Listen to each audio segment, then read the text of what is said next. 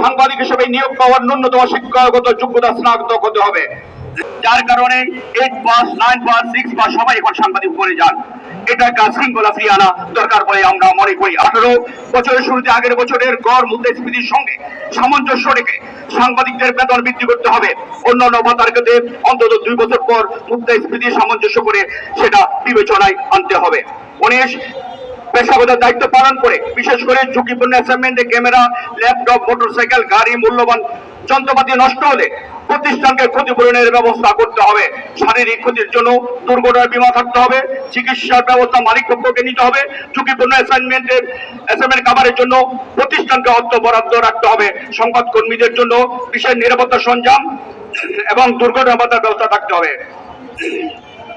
স্থায়ী সংবাদ কর্মীদের জন্য দুর্ঘটনা বীমা ও চিকিৎসা বীমার ব্যবস্থা, জীবন বীমা, প্রভিডেন্ট ফান্ড এবং গ্র্যাচুইটির ব্যবস্থা করতে হবে।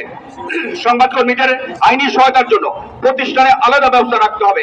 নারী সংবাদ কর্মীদের জন্য উপযুক্ত পরিবেশ, বিশেষ করে তাদের জন্য আলাদা রেস্টরুমের ব্যবস্থা রাখতে হবে।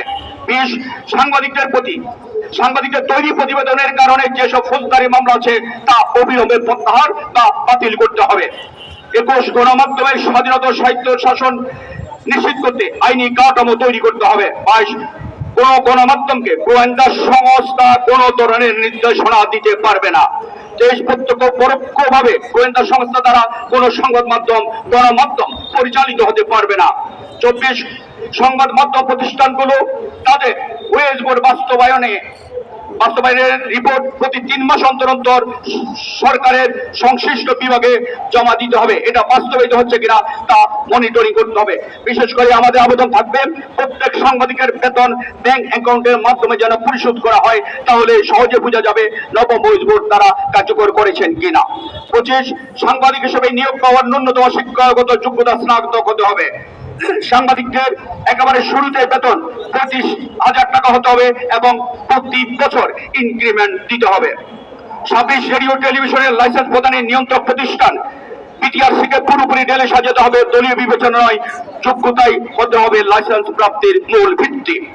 27 কোন সাংবাদিক যতদিন পর্যন্ত দায়িত্ব পালন করার মতো শারীরিক ও মানসিক ভাবে সুস্থ থাকবেন, তার বিরুদ্ধে যদি আর্থিক দুর্নীতি, নৈতিক স্খলন জড়িত কোনো অভিযোগ প্রমাণিত না হয়, তাহলে তাকে অবসর দেওয়া যাবে না। আজকে আমাদের গণমাধ্যমগুলোর একটা বৈশিষ্ট্য চরিত্র হয়েছে, সিনিয়র হলে তাদেরকে যখন তাদেরকে বেশি বেতন পান তাদেরকে চাকরিচ্যুত করা হয়।